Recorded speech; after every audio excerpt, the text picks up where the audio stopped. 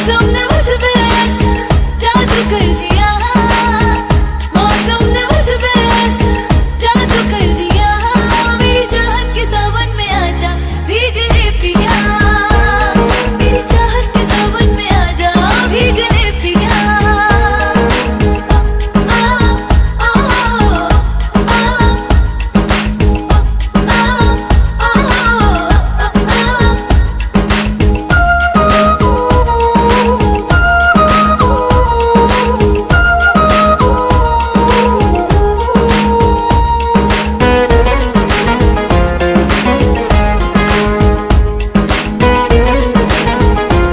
Thank you.